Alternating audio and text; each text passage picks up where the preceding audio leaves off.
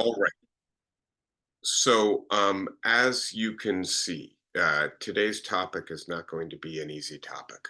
I have, to be honest with you, avoided discussing what's happening in Gaza in detail with you for at least a few months now. And the reason I've done so, I'll offer two quick rationales.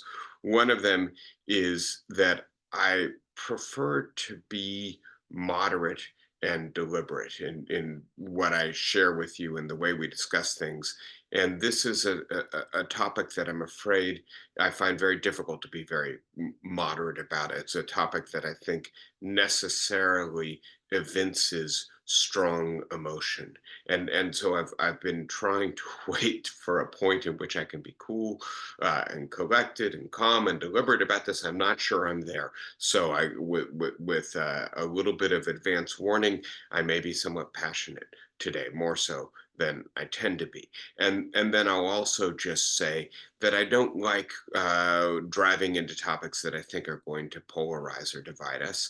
But again, I think it would be cowardice to not hit this straight on. And so I'm going to speak with you today about the ongoing Israeli invasion of Gaza and what I see as the growing humanitarian catastrophe being produced by the current Israeli government for the Palestinian residents of the Gaza Strip. And I just think the enormity of the suffering, the growing famine, but also the growing international isolation of Israel as its conduct increasingly discredits its current government are in need of discussion by us. And then I'm going to talk further and just a little bit at the end about what I see as some of the resonances of this for contemporary domestic American politics, because of course we are in the middle of an election year here. And though the stakes of our election may be dwarfed or shrink in comparison with what's happening to the poor residents of Gaza, it is nevertheless the case that the outcome of the 2024 American presidential election has extreme consequences for us in the United States and people elsewhere in the world, ultimately, including people in Gaza and Israel. And so I wanted to cover all of these topics with you. As I do, I try to find some representative images.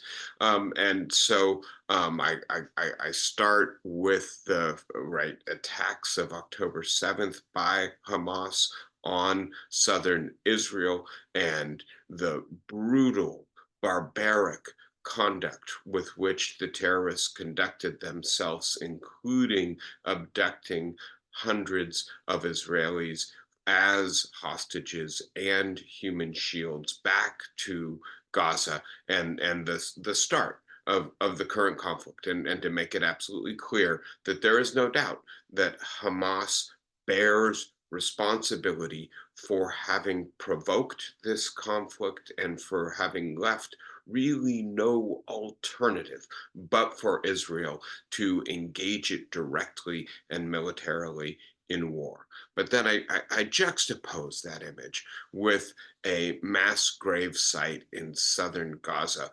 400 Palestinians buried in a ditch, almost certainly dug by the Israeli Defense Forces, and then the people coming to try to identify their dead. And we will get into this at greater length, but the idea of proportionality, the idea that a government conducting a just war has to also conduct itself with justice in that war, and that there is, I think, little doubt that Israel has failed that standard in this campaign.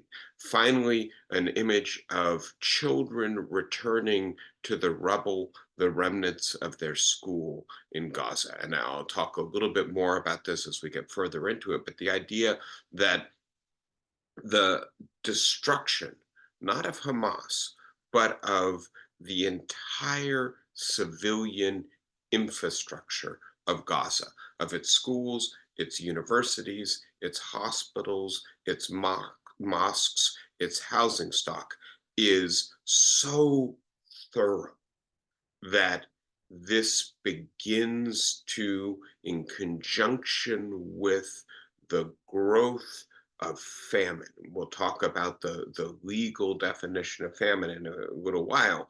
In Gaza, this begins to rise to a credible allegation of genocide. And of course, that is what came out of the International Court of Justice in The Hague just a couple of days ago, along with an order for Israel to cease its operations promptly. So all of that is to do with what's happening in Gaza right now. I should have said at the beginning. Let me backtrack for a second. I am passionate about this topic. I am upset, aggrieved when there is gross injustice being conducted anywhere in the world. I think that deserves our passion when it is being perpetrated by an ally using our weapons that we supply them with, that makes us more directly complicit and requires that we both scrutinize what is happening and that we criticize our ally when it exceeds the bounds of law, of humanity, of morality. And I think this is clearly one of those cases. So I am passionate. What I want to add is that I hope you will hear me out, even if you don't agree with me, and that I promise I will hear you out, even if I don't agree with you. We need to listen to each other. We need to be open to being persuaded by each other, even on topics that we are passionate about. And I will do my best to model that for you and to respect that in you. Final images, there are three of them. And again, there are juxtapositions here. The juxtaposition of the destruction of the academic infrastructure of Gaza with what's happening at Columbia University or UCLA, where buildings are being taken over, where pitched battles are being fought with counter demonstrators attacking the demonstrators, the occupiers of public space, and then, of course, the police being summoned into Columbia University to dislodge the occupiers or protesters, and all of this to say that there was obviously domestic resonance to this as well, and that although it's not exclusively, it is largely focused on what is happening at campuses across the United States. I believe it was just a couple days ago, 1,000 Harvard students walked out of their own commencement ceremony. This is growing in its significance for our domestic politics as well.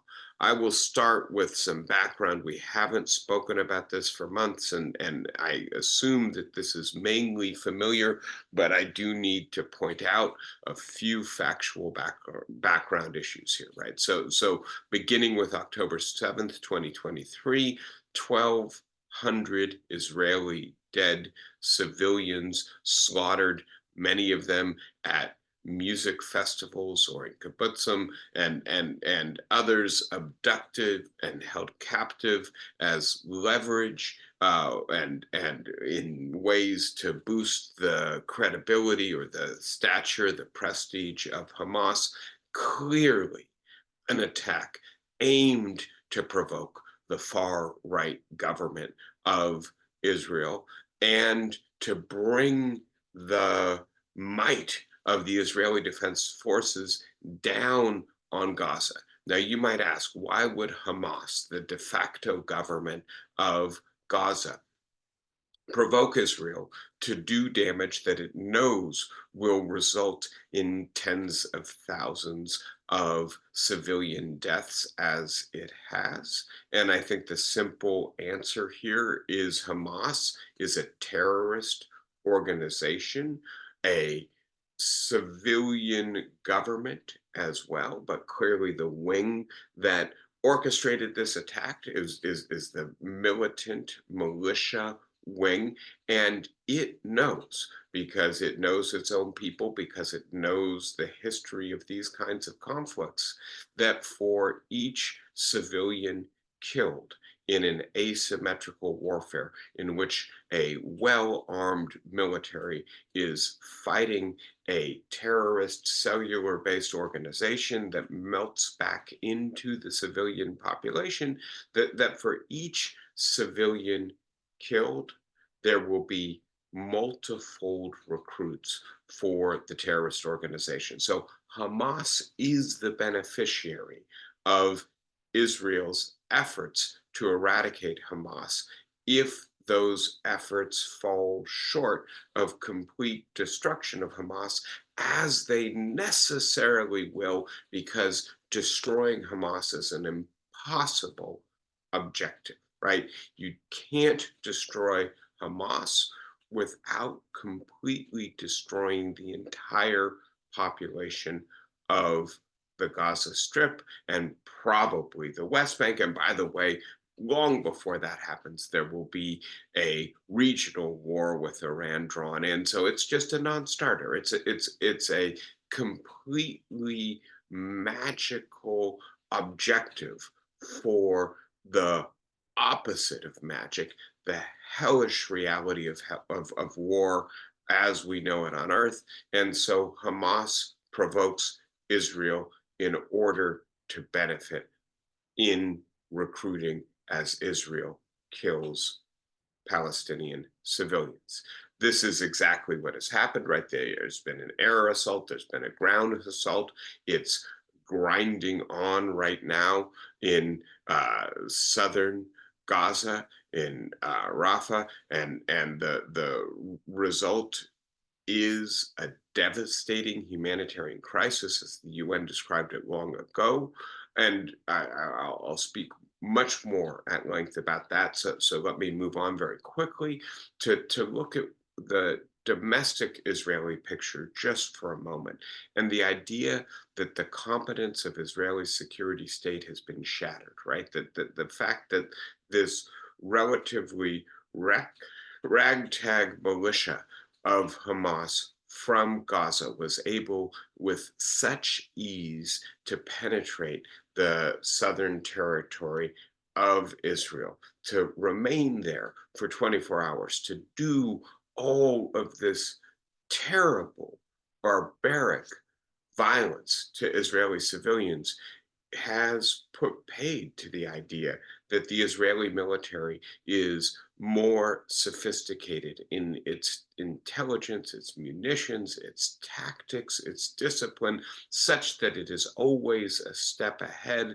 and always capable of outgunning its rivals. That's gone. And with it, I think, is a return of the sense that Israel is a tiny little country nestled among neighbors who have, for much of Israel's existence, called for the elimination of Israel. And so a severe sense of insecurity is motivating the Israeli public and is being taken advantage of by the Netanyahu government, by the unity government of Israel that was formed in the aftermath of the attacks of October 7th and is now beginning to fracture, right? And we have the military saying that they think that the absence of an exit plan and a day after plan, as it's being called, what happens to Gaza once Israel is no longer engaged in an active military campaign. Does the military withdraw? If so, who takes its place if not Hamas? The Israeli military is saying that the absence of that day after plan is now hampering its capacity to successfully complete the mission in Gaza, right? And so the military itself is criticizing the civilian leadership of the Netanyahu government. And then, of course, we have Benny Gantz, not exactly a dove himself, giving Netanyahu until June 8th to come up with a day after plan, or else he will leave the government, and at that point the unity government will have collapsed. That doesn't mean elections will necessarily occur, but I think it will return Israel to a more routine kind of domestic politics. And in that situation, it's only a question of time. When will Netanyahu's government, which is extraordinarily unpopular, 80% disapproval rating, fail? And having said that, it does appear that there is a kind of circling of the wagons, rallying around the flag, as it's sometimes called, even around this incredibly unpopular leader, when the ICJ accuses Israel of credibly engaging in genocide, when the International Criminal Court, is a separate institution also in The Hague, indicts Benjamin Netanyahu for war crimes. And again, I think the evidence is absolutely clear, and the ICC had to do this. And we'll go into this. But having said that, they also have appropriately indicted the leaders of Hamas. Israel is not a signer to the Rome Treaty, and so what this does is it dramatically restricts Netanyahu's mobility in any country that has signed that treaty, but more importantly, signals that in the eyes of much of the world, Israel is becoming a rogue regime, is becoming a pariah state. It has lost its way.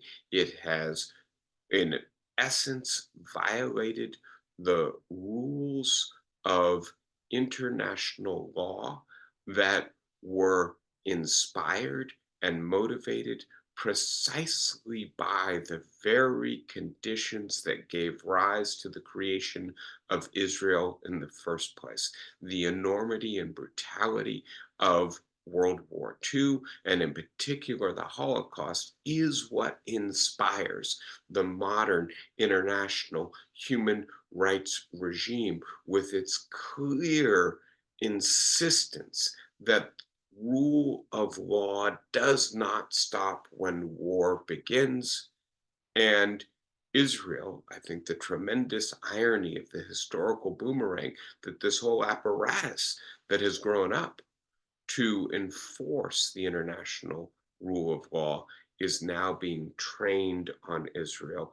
Israel is understandably reacting against this. But I think as time goes by, given the unpopularity of Netanyahu, given the credibility of the evidence with which the ICC and ICJ have reached its conclusions, given the vibrant public sphere in Israeli civil society, more and more Israelis will also come to the conclusion that their own government has conducted itself in ways that are criminal and culpable in this war. And we can only hope that this happens sooner than later, because Israel is losing its legitimacy in the eyes of many of its erstwhile or former allies, and ultimately it needs the support of its allies to remain a viable project, a Jewish state in the Middle East. So very quickly, and then this is review from months ago, right? The idea that Israel had to respond, and had to respond militarily, and I'll focus in particular on the idea that it was intolerable to leave a murderous rival on its doorstep in the aftermath of this kind of attack, the attack of October 7th. Israel had to move against Hamas. But having said that, there were many ways in which it could do this, including much more targeted operations to try to rescue its hostages and to try to take out the leadership and key command infrastructure of Hamas, as opposed to a total air and then ground invasion that has resulted in leveling roughly 50% at least of the physical infrastructure, the buildings, the schools, the hospitals of the Gaza Strip. And then I add again, just to underline, Hamas cannot be eliminated. Hamas is not a government, right? Governments can be destroyed. Hamas is a social movement with broad-based social support, civil society support. Its members, right, take off their uniforms such as they are, blend back into the civilian population. Many young children want to grow up to be Hamas officials or fighters. And so the idea that you could eliminate via military means Hamas was a non-starter, and in a sense, the fracturing of the government was bound to result from the fact that the government has set for itself an objective it cannot possibly successfully pursue. And by the way, I'll say more about this, but I think in a sense, that was the point, at least from the point of view of Netanyahu and his far right allies. When you set an objective that cannot be accomplished, it gives you near infinite license if you continue to pursue that objective. We have to do more and more and more because we haven't accomplished our goal. Note, right, that as soon as Israel leaves Gaza City in the north to concentrate on the south, Hamas regroups and new battles break out in the north, right? This is part of what the Israeli Defense Forces leadership is reacting to and saying, we can't win this war in the conditions that have been developed for us by this government. The next idea, right, further ceasefire and hostage returns appear elusive to out of reach at this moment. And I think my conclusion, just based on reading the headlines and a little bit of analysis, is that probably neither side was terribly sincere about this, that the Israelis did offer some good concessions and in the original negotiations a couple months ago tried to get pretty close. The Hamas leaders could not meet all of those conditions or would not meet all of those conditions. But then, as Israel started to invade in the south, Hamas essentially met almost every condition, and then Israel decided that it wasn't interested. And so this appears to me to be a situation in which neither side really wanted a negotiated settlement or a ceasefire, or else both sides tragically miscalculated, and now it's probably too late for this. So the result is, of course, that the assault on Rafah has begun. It's a little bit less brutal than previous phases in the war in terms of the way in which the military is conducting itself, less aerial assault, a slower pace of invasion, but it's occurring at a point when the population, having been displaced, malnourished, and generally speaking, exposed to disease, hunger, dislocation, trauma for 6 months, is fragile to the point of disaster, right? And so even a slower, more targeted campaign in Rafah carries the threat of mass humanitarian crisis, famine, starvation, disease. The result of this is the growing international isolation of Israel. We have the ICJ calling for this operation to end because it believes it has been presented with credible allegations of genocide. We'll get into that more, but I think that is such a chilling finding that it's worthwhile underlining at the outset. We have Netanyahu now indicted in the International Criminal Court, and an obvious outrage within Israeli society. But again, given the evidence presented, it seems to me that there was little choice but to do this. I think a better scenario, frankly, would have been perhaps the creation of a war crimes tribunal to handle both the Hamas clearly criminal attack and Israelis' conduct, looking at the military more generally. And please note, right, that there are legal processes here that involve investigating the tactics and the decisions being made. And this would have been, I think, a further extension of the rule of law to international conflict and war. But I think it's also quite clear that there's little chance the United States would have allowed, because in the Security Council of the United Nations, it can veto the creation of a war crimes tribunal on Hamas and Israel in Gaza. Palestine, right? The idea of a Palestinian state has been recognized by Ireland, Spain, and Norway, largely symbolic gesture, but it's an effort to bring Israelis to their senses, I believe. The US has suspended supplying the Israelis with some of the large bombs that are responsible for some of the worst civilian casualties in this war. And we have a variety of other countries withdrawing recognition of Israel.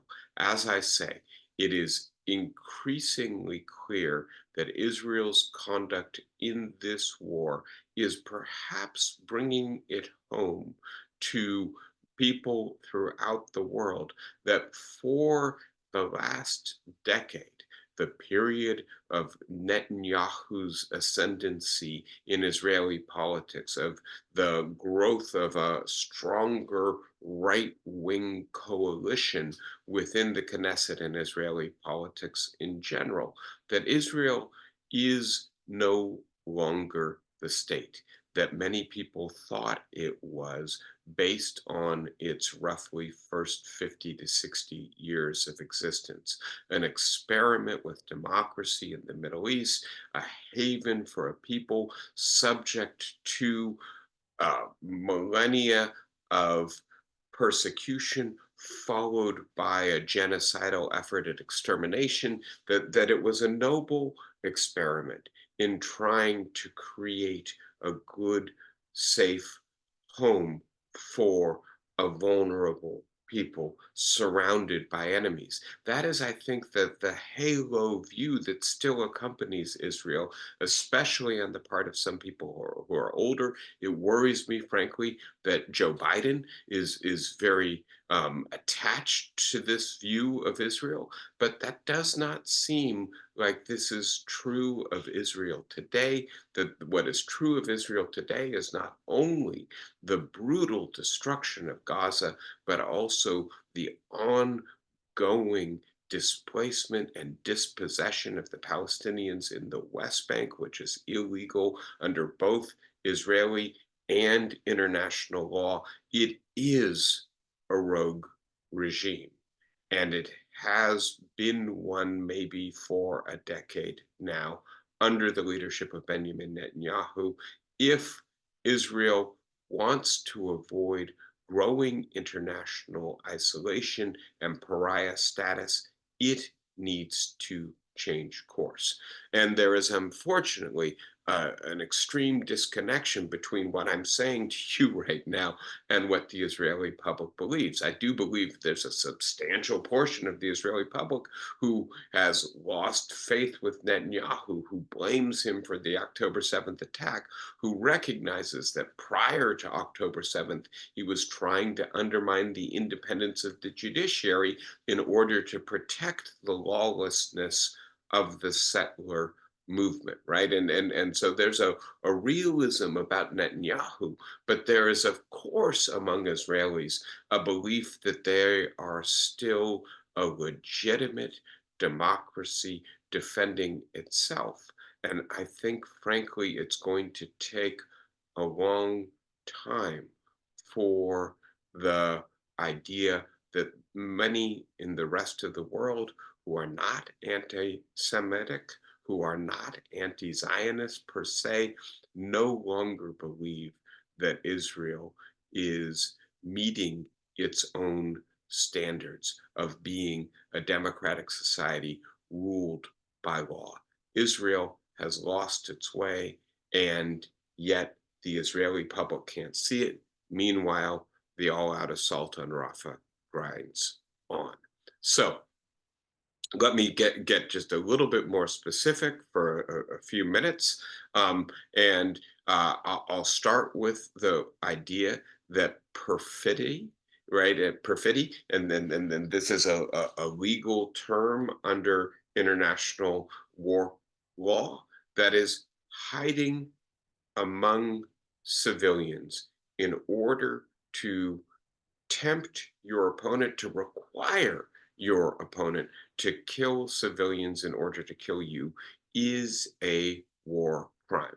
And clearly, Hamas's entire strategy relies on this. It is criminal to begin with, right? So it builds the entrances to its tunnels that contain its command centers, its weapons depots, its infrastructure, as well as allowing it to move troops and supplies without any detection from above, allows it essentially to be an asymmetrical force that is very hard for a conventional military to fight.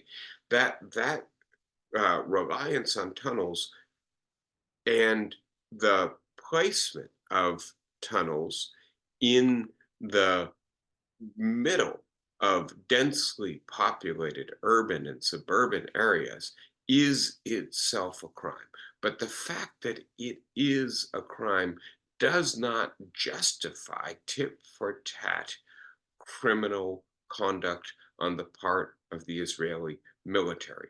And the dropping of these large bombs into the tunnel infrastructure in densely populated areas with large concentrations of civilian populations, even if you have ordered those civilians to vacate, right? Warn them that this is coming if they lack the capacity to do so. And I'll just ask you to think about, right? If you were given 10 hours notice to get out of your living facility and otherwise a bomb is dropping next door, I think you would have a very hard time complying with that order. There are elderly, there are children, there are infirm. And by the way, there's nothing like the transportation infrastructure in Gaza that we take for granted. And remember, you're talking about hundreds of thousands of people trying to simultaneously comply with that order at a point where Israel has also choked off the supply of fuel. The roads get clogged. There isn't enough food. This is not in compliance with the way in which a just regime conducts its war. So the distinction, going all the way back to Roman categories in the theory of just war and now in the law of just war between jus ad bellum and jus in bello, the just cause for a war, I think Israel absolutely has one. But that doesn't mean you get to do whatever you want, right? all is not fair in war. And so you have to be just in the way you conduct the war. The evidence is clear cut, right? And I couldn't find more up-to-date maps. This is now several months old, but as of several months ago, reporting done by American academics and then uh, distributed and displayed by the BBC shows that 50% of the buildings in Gaza had been damaged or destroyed by Israel in just the first 3 to 4 months of this war. It is just a stunning level of disregard for the civilian population and the infrastructure of Gaza. Now, I want to pivot for a moment from Gaza to the West Bank.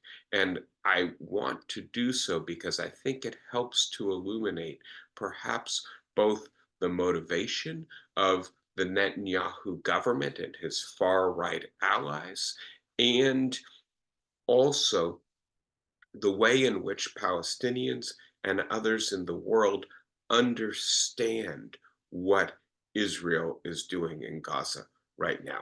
I'm going to go into much greater detail in a few minutes, but what I want to point out is that the Israeli Minister of Finance, the far right provocateur Bezalel Smotrich, has called openly for a second Nakba. And as you are aware, that term means catastrophe in Arabic, and it refers in particular to 1948 and the loss of ancestral homelands by the Palestinians with the founding of Israel. And I think it's quite clear some of that is because the Palestinians feared the creation of a Jewish state and fled, and some of it is because of active efforts to push Palestinians out of the new state using military means. And so a second Nakba refers to a further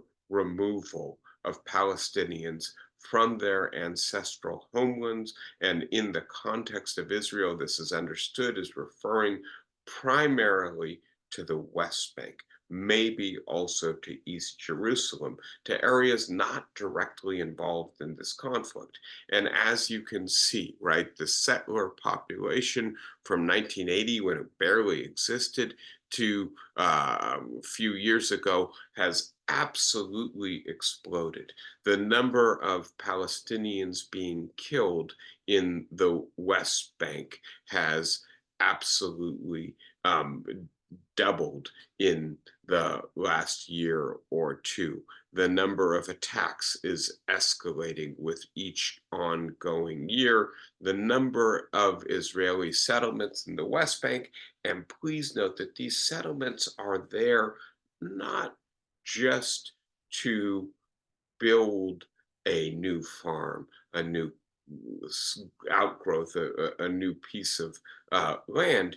It is specifically designed to destroy and displace historical Palestinian lands. They deliberately put their settlements in between where a Palestinian village is and where the farming land on which it relies is. Then the Israeli military comes in and builds some sort of fence, and then the Palestinians can no longer get to their farming land. And as you can see, right, if you look at the number of structures destroyed, this is the UN collecting this data, right? The number of people displaced, we have an ongoing effort to push Palestinians out, especially of Area C in the West Bank.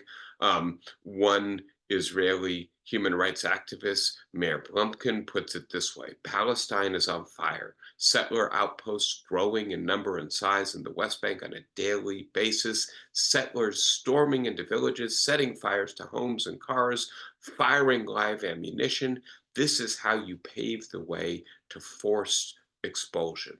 permits, bulldozers, arson, guns. And by the way, the Israeli military is completely complicit in this process, protecting the Israeli settlers from pushback when they terrorize their neighbors, credibly alleged to be the people operating the bulldozers that raise the Palestinian school that was funded by the European Union in the immediate aftermath of the Palestinian retreat from a territory that it cannot uh, safely remain in anymore.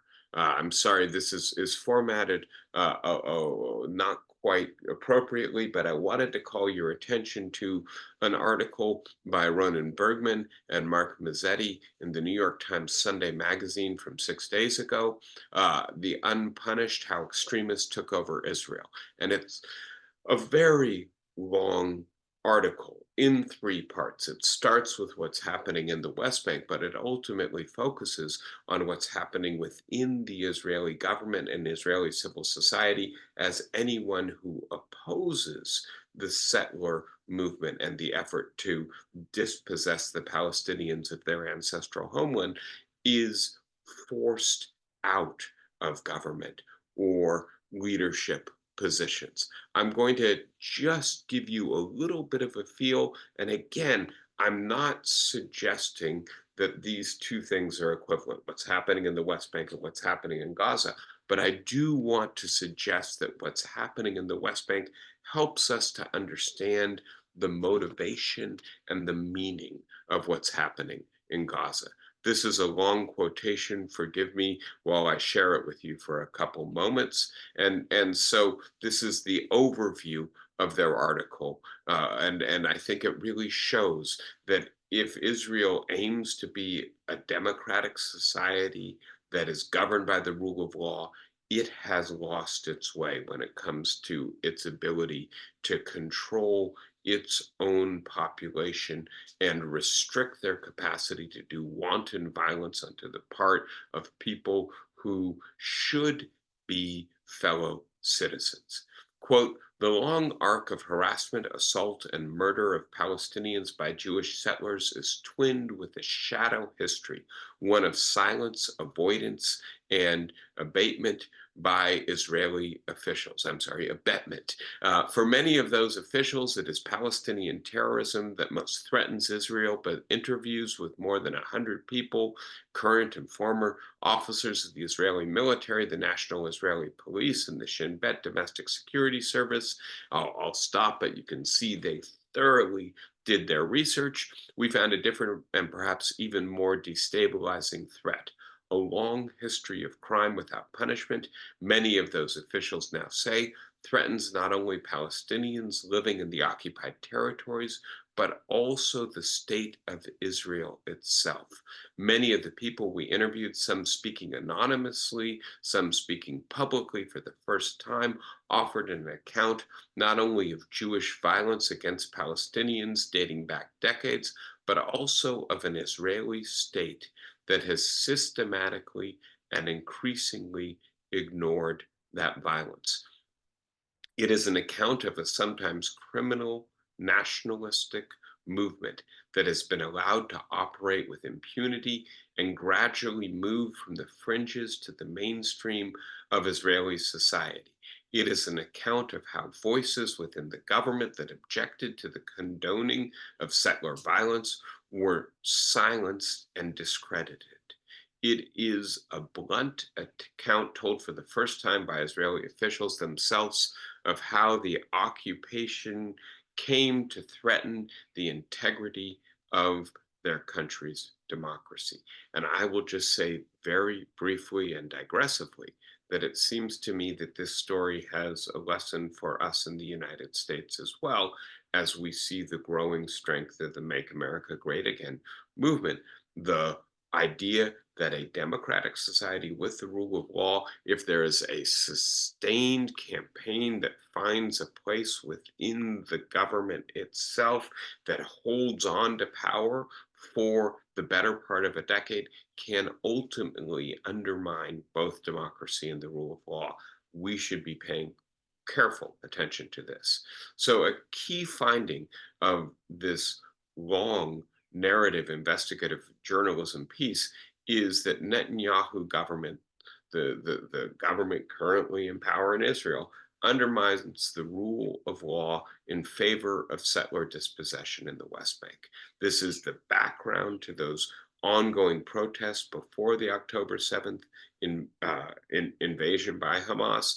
This is right the effort to prevent the judiciary from having the independence necessary to enforce the rule of law over the West Bank settlers. The article quotes Major General Yehuda Fox, the head of Israel's Central Command, responsible for the West Bank, who gave a withering account of the efforts by Bezalel Smotrich, an ultra-right leader and the official in Prime Minister Benjamin Netanyahu's government with oversight over the West Bank, right, putting the fox in charge of the henhouse, to undermine law enforcement in the occupied territory.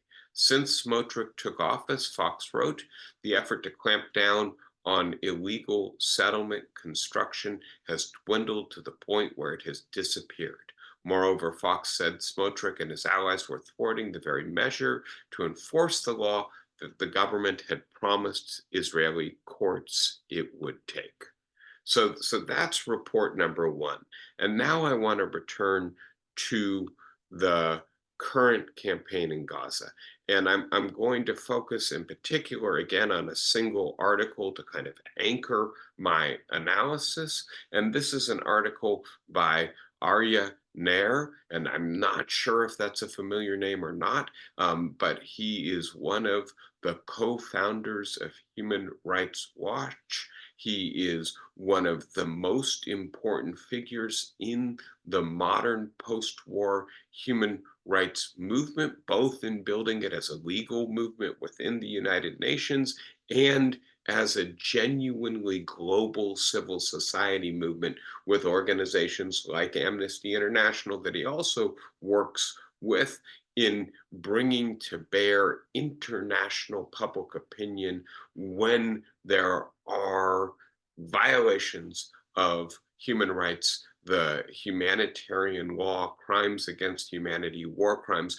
And please note that one of the limits of the ICJ, the International Court of Justice's holding that Israel has to get out of Gaza within the month because there are credible allegations of genocide. One of the limits of that, of course, is that the ICJ, the UN, does not have its own military, and so it cannot enforce its own holdings. How then do these laws come to have any force?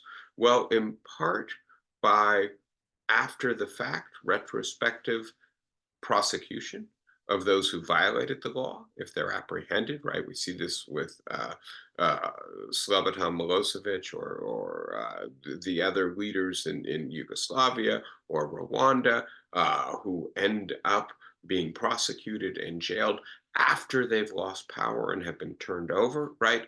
Or alternatively, if we want the rule of international law to have force in the current moment, what we need is international public opinion to make it intolerable for these regimes to continue engaging in illegal, immoral conduct. And so that is part of what Ira Nair and others have been involved in a article just published in the New York Review of Books. He points in particular to the spread of famine in the Gaza Strip as the final element necessary to conclude that Israel is, in fact, committing genocide. And I think I should add The Nair is a Jewish German man who, with his family, escaped Nazi Germany in the 1930s, right? And who dedicated his life to human rights in part based on that experience.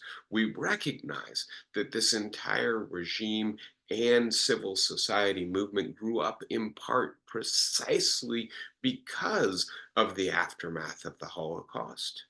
And so for him in particular to accuse Israel of genocide, I think is a real indication of the historical boomerang that has occurred here. So to begin with, famine, right? And we look at what Yoav Gallant, the Israeli defense minister, said on October 9th, 2023, 2 days after the Hamas incursion. I have ordered a complete siege on the Gaza Strip. There will be no electricity, no food, no fuel. Everything is closed. We are fighting human animals, and we will act accordingly. And part of what makes genocide genocide is that you don't simply target the military or the militants that you are fighting. You target the entire population of the group.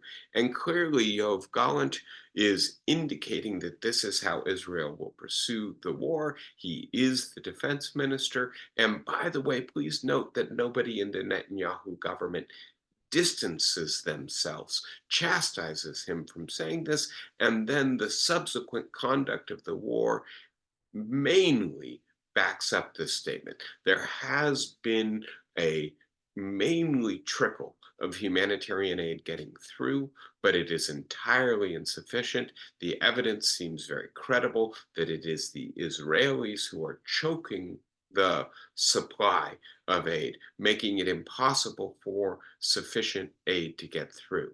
Then we look at what the UN High Commission on Refugees defines famine as. Famine is a situation in which a substantial proportion of the population of a country or region are unable to access adequate food, resulting in widespread acute malnutrition and loss of life by starvation and disease. They further elaborate this in their um, stages of potential vulnerability to hunger, with famine being the final stage.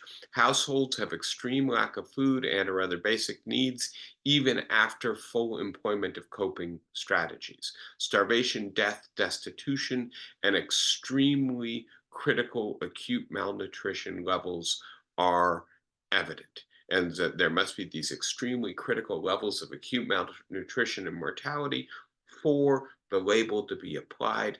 It is now being applied in northern Gaza, and it appears that southern Gaza is also on the brink, with the food warehouses essentially empty at this point and not being resupplied.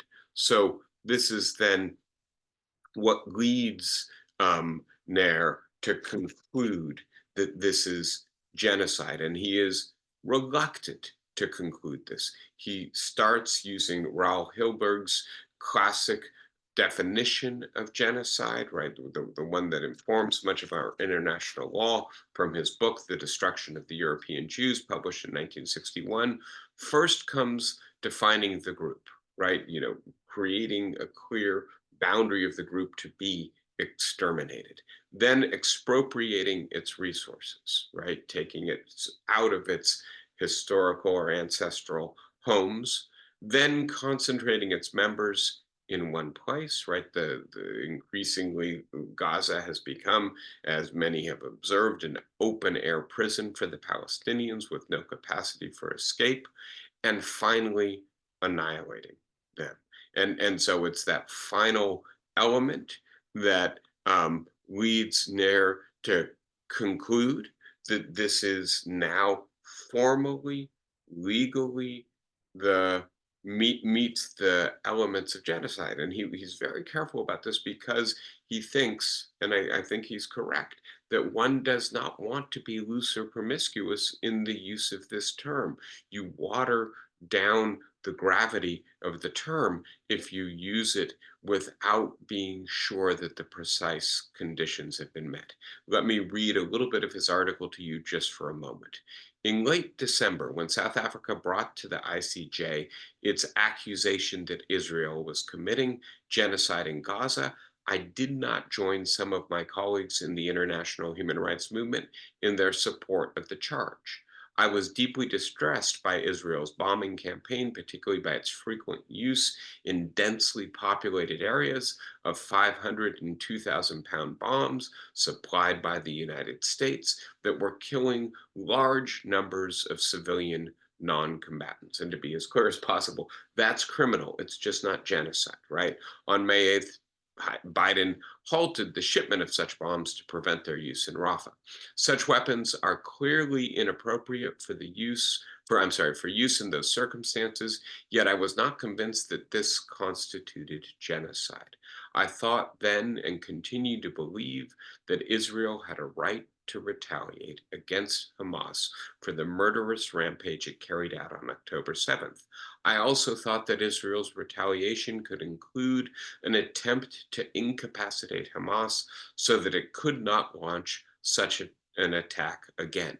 To recognize this right to retaliate is not to mitigate Israel's culpability for the indiscriminate use of tactics and weapons that have caused disproportionate harm to civilians. Um, but I believe that Hamas shares responsibility for many of Israel's war crimes. Hamas's leaders knew when they planned the attack that Israel had the most right-wing government in its history at immense cost to civilian population of Gaza. And yet, in believing this, I am now persuaded that Israel is engaged in genocide against Palestinians in Gaza. This was written just a few days ago. What has changed my mind is its sustained policy of obstructing the movement of humanitarian assistance into the territory. All right, so let me not go into this level of detail, but I just want to point out among the features of the Israeli campaign has been the destruction of the vast majority of Palestinian schools. And you can ask, why do that? I mean, and there's a rationale, an effort to justify this, which is that maybe militants were hiding out at those school facilities. But please note, some of these school facilities were in so-called safe zones at the time that they were bombarded. Some of them were UN schools or European Union schools. And that this is further evidence that the real effort here is to destroy the civilian infrastructure of Gaza. And to bring this to a conclusion, because I do want to speak a little bit about the domestic concerns as well, I want to share with you a couple of images that were originally leaked and have since been acknowledged as having been produced by the Prime Minister of Israel's office. These are Israel's Netanyahu's images of quote, Gaza 2035. And so the idea is that in 2035, Gaza looks like this, which looks, I think, closest to perhaps Singapore, right? The existing infrastructure is completely gone. If I read this correctly, I don't see a single mosque in Gaza, right? And then, right, the image of, right, an electrical vehicle station. And if you look closely at the people shopping for or maybe investing in the new Gaza, right, there's nobody really dressed in Palestinian dress there. They appear to be mainly dressed in the way that people in Saudi Arabia dress. And so note that as this has been described by the prime minister's office. There are multiple stages here, right? The first is, and this is in the first year after the end of the fighting, not exactly outlined when that is going to be, that there is humanitarian aid that de-radicalizes Gaza and eradicates Hamas. Humanitarian aid that eradicates Hamas, right? It doesn't add up. It's not credible. It is magical thinking, right? If uh, years worth of sustained aerial bombardment and ground assault doesn't eliminate Hamas, who administers the humanitarian aid, and how is it administered such that Hamas somehow is eradicated? The second stage would last between 5 to 10 years, during which Saudi Arabia, the United Arab Emirates, Egypt, Bahrain, Jordan, and Morocco would supervise Gaza's reconstruction, right? Please note who's not in that description: any Palestinian Authority itself, right? And I don't mean the Palestinian Authority of the West Bank. Maybe they should be, but any kind of Palestinian Authority, right? And please note the incredible unlikelihood that this cast of characters would agree to supervise the reconstruction of Gaza into some sort of new free trade zone in the absence of collaboration with some sort of Palestinian government. The final stage would be when Palestine signs the Abraham Accords, and this would allow for self-rule, but without statehood. And so I've spoken with you in the past about what Israelis call Netanyahuism, and this is the effort to reach peace with neighboring Arab states, right? The Abraham Accords, the effort to have peace with Saudi Arabia, among others, in the absence of any recognition of Palestinian statehood or permanent solution to the Palestinian problem. Where do Palestinians live? Maybe it's a one-state solution where they are allowed a right to return in full equal citizenship with Israel, in which case Israel ceases to be a majority Jewish state very quickly. But whatever the solution is, Netanyahu says, I'm not interested in it.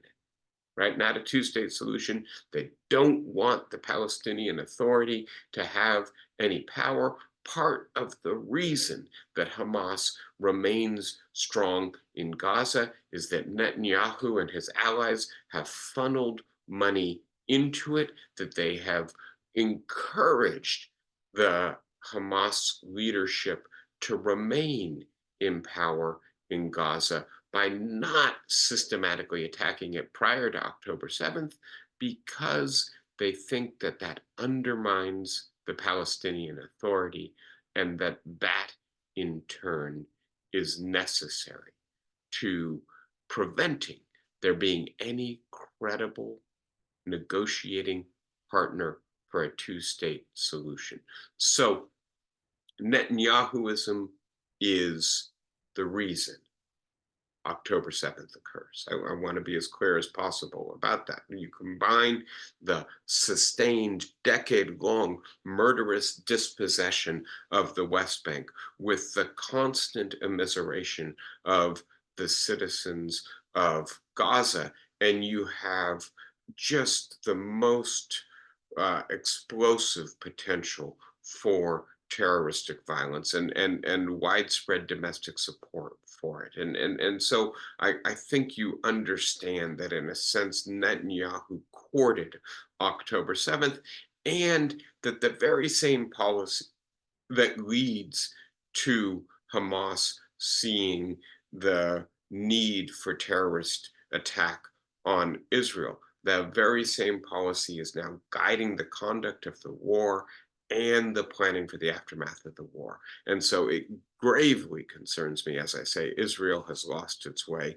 It no longer has a leadership that has a credible plan for this campaign. So, very quickly into the domestic implications. And one of them I've already emphasized. We need to be looking with grave concern at the way in which the settler movement, the right wing, ultra religious faction within Israeli politics, has slowly, despite being a minority, taken over power effectively in Israel, and worry about the same implications in the United States. But to be more precise, right? 44% of Democrats, registered voters, say they disapprove of Biden's handling of this crisis. Some of those people are very critical of the US support for Israel and its providing of munitions that are being used to commit war crimes. Others are critical of Biden's withholding of weapons from Netanyahu. So he's caught in cross currents here. Losing even a fraction of those voters could easily tip the balance in critical swing states and determine the outcome of the 2024 election. And by the way, the perception of growing chaos on college campuses blunts Biden's effort to claim that he's returned American politics to normal and to remind voters, which seems to be one of the critical things he needs to do to possibly win this election, of chaos under Trump's first administration. Is there not chaos now under a Biden administration? Why not give Trump a second chance? The US support for the Israeli war effort is especially unpopular among younger voters, African and Arab Americans, and these are groups that Biden is already struggling to hold, primarily for economic reasons. So this just adds a little bit more to the headwind that Biden is fighting against. And I would add that all of this plays out in a highly an asymmetrically polarized media and political environment where there's a dangerously promiscuous use of the charge of anti-Semitism. And I've already said we have to be careful not to use genocide loosely. I think we also have to be careful not to lob the charge of anti-Semitism anytime somebody criticizes the current Israeli government or the state of Israel. That the idea of being opposed to Netanyahu or even opposed to Zionism is clearly distinct from anti Semitism in principle, even if in expression they are sometimes hard to disentangle. We have to have the mental bandwidth, the care, the subtlety to pull these things apart and not regard any criticism of what Israel is doing, which is so clearly inhumane, unethical, and illegal. That deserves our criticism. And that deserves criticism from the friends of Israel who believe, as I do, that this country has lost its way and needs to be returned to its senses. I'm sorry. Final two ideas, right? That the students' protests at elite institution plays so well into the strains of the Make America Great Again movement that engage in a populist critique of quote elitism and globalism. Look, these students care more about what's going on in Palestine than they do about what's going on in their own backyard because they're not affected by the deindustrialization, the loss of jobs, the economic vulnerability of so many Americans. And then it also plays into Christian nationalism as well, which has long made support for Israel one of its main planks, in part because of some very peculiar millenarian ideas. Finally, just to complete the circle, Netanyahu, and he's not alone, he's joined by Vladimir Putin in this regard, likely looks forward to a second Trump administration, right? He thinks he will be given wider latitude for action. And this is likely influencing his decision making now and between now and November. And so I just think Joe Biden has to be very, very concerned about the treachery of these conditions for him. Not that that should be more important to us than the tremendous suffering in Gaza. I went on for a long time and passionately, as I said I would. I hope I haven't overwhelmed you. Who wants to start us out with a question, a comment, an objection? And as I say, I want to hear you out. If you don't agree with what I say, please let me have it. Who wants to start us out today?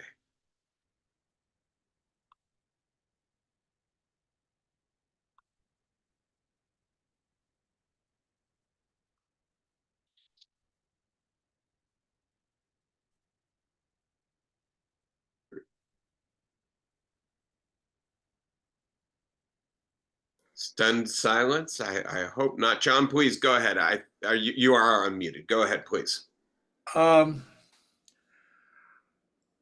I don't have anything specific to say, except I really think your analysis was very good of the Israeli side and of the entire situation of what's gone in the war. And I'm sure there are people here who disagree with that, but I, for one, think you really laid it out very well. And it Well, does make, to speak as a Columbia person, that it does speak to the similarity between the 1968 demonstrations and the demonstrations today. Of course, we didn't have all the anti-Semitic stuff going on in 1968 particularly, but otherwise. So that was all I meant. There's Wendy wants to say something. and I'll just add the tremendous irony that, of course, the Democratic National Convention is in Chicago again in 2024, and Mhm. I think it's all but guaranteed that there will be protests over this in Chicago again, right? The So word, the word irony does not begin to describe that yeah, horrible prospect. yeah. Thank you, Right. John. Wendy, did you want to say something? Is that right? Yeah, I just wanted to thank you because what you were talking about, the way you stated this, is my own feeling about it, and it's an excruciating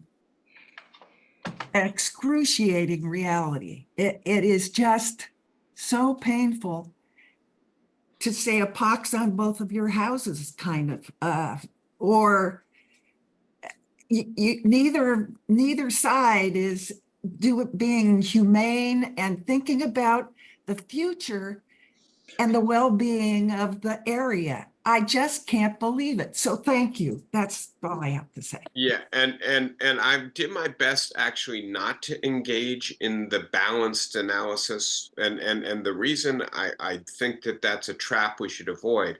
Hamas is a terrorist organization that Right. kills Israeli civilians and then hides among Palestinian civilians to tempt Israel to kill Palestinian civilians because it thinks it will increase its own recruiting. You don't Exactly. expect anything of that kind of organization other than the kind of extremist violence, grotesque distortion that it engages in. Israel And claims to be a democracy governed by the rule of law, its own law, international law. I'm inclined to hold Israel to a much higher all standard. this does, the point you made about how this strengthens Hamas, it doesn't undermine Hamas. And that is another one of these twisting, hard things to cope with. I didn't really go into it today, but there's a literature on the way in which each civilian killed in asymmetrical warfare gives rise to this many recruits for the terrorist organization. And in some conflicts, it's 2, 3, 4 recruits, right? And please note, right, because they're buried under rubble, we estimate that 35,000 people have been killed so far in Gaza. Palestinians have been killed so far. And please note that in excess of 10,000 of them are children. In excess of 10,000 of them are women. They're not plausibly either Hamas fighters or in any way complicit with the attack on October 7th. This is going to be a windfall for Hamas Yes. and maybe already is. Yeah, yeah. Thank you, Wendy. Bonita, were you raising your hand? Yeah, I don't know quite how to say this, but I saw that we've invited what's his name, to come from Israel to come and speak to Congress, and we're going to lose an awful lot of votes.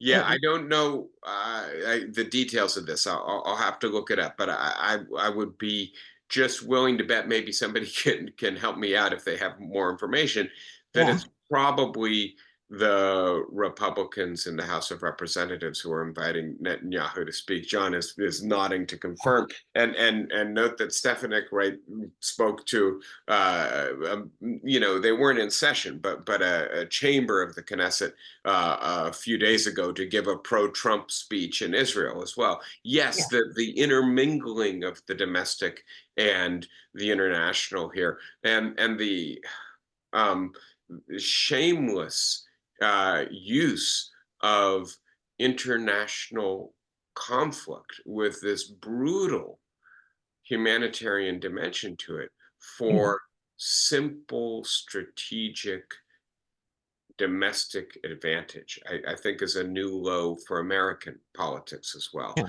John, I see you've got your hand up again. Thank you for that, Bonita. Go ahead. Different point altogether, but it really is striking. It's certainly reminded me recently that if you think of the whole post-war period international system and you wonder what are the two most effective actions internationally in pursuing the aims of the perpetrators, one is 9/11 and the other is the Hamas attack on Israel. They succeeded beyond belief. In the 9/11 led to the entire disruption of the Middle East to the disadvantage of American interests, and this Hamas, but the current Israeli attack has got a lot of ramifications as well. It's really astonishing that the notion you goad the bear and the bear comes after you, and then you destroy the bear. Yeah, you run over the trap and the bear falls into it. And I think the U.S. military advisors to Israel tried to warn them in the immediate aftermath of October 7th. Look at what we did in Afghanistan and Iraq. Look where Afghanistan and Iraq are today. The Taliban is stronger in Afghanistan. Iran is stronger in Iraq than they were before we spent trillions of dollars, lost thousands of American lives, but much more importantly, caused hundreds of thousands of deaths in those theaters, right? So loss of blood and treasure, as we like to say, but then add the opportunity cost, right? What could we have done? Remember, right, in the aftermath of the Cold War, as we're beginning to build the new world order, right, as opposed to building international institutions, tackling climate change, and investing in projects that could have alleviated hunger and strengthened democracy, we concentrated our foreign policy apparatus, its limited bandwidth, on fighting terrorism in Afghanistan and Iraq. And we are weaker. The world is weaker. Our interests are less well served. And hundreds of thousands of civilians are dead as a result of having charged at the red flag that the terrorists waved in front of us. I think we are witnessing exactly historical amnesia, how effective this effort to goad a government into reprisals is. And please note the similarities between the Netanyahu government and the George W. Bush government in the early 2000s, a relatively weak government with minority support using the response to a vicious terrorist attack to secure its own legitimacy and popularity. Yeah, very good point, John. Thank you. Obviously, I agree. Gloria, go ahead. What would be a good way to fight extremism? I see it in the Ukraine with Putin. I see it in Gaza and Israel. I see it, like you mentioned, in Iraq earlier. How do you? I mean, we really haven't found a way. How do we do it? I think if Ukraine falls, Europe falls in Yeah, 10, 15 years. my original plan for today was to talk about the Ukraine as well, and it's just there was too much. Obviously, here we are, nearly 2 hours on. I'm sorry, an hour and a half on. Get my time right. And so let me ask if Gloria, I can treat the question you've just asked as a homework assignment.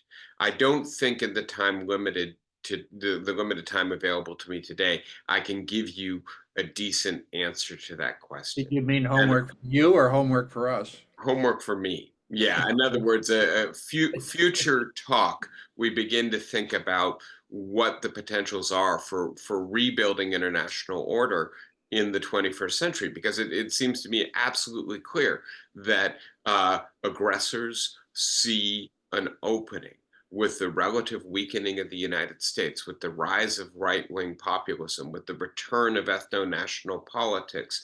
And please note that China is watching all of this very carefully. Iran is watching all of this very carefully, and would-be aggressors in other places in the world.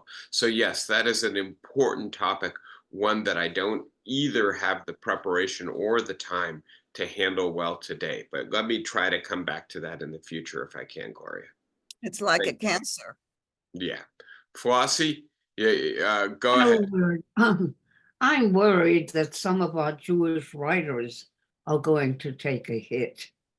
And there is some suspicion that Philip Roth's novels are dangerous to read. That bothers me. Yeah, I mean, and look, I don't want to pretend that there isn't anti-Semitism, and in particular that anti-Semitism, which is, I think, sometimes a latent or low-level trend, at least in the United States and maybe some of the countries in Western Europe, isn't now on the rise, and that in particular the conduct of Israel can't worsen the climate for Jews in the diaspora and the rest of the world by, because please note that anti-Semites notoriously are not very principled in terms of saying, well, I'm criticizing Israel only, when in fact it feeds into their anti-Semitism. So yes, Flossie, I share the concern not only for Jewish writers and Jewish intellectuals, and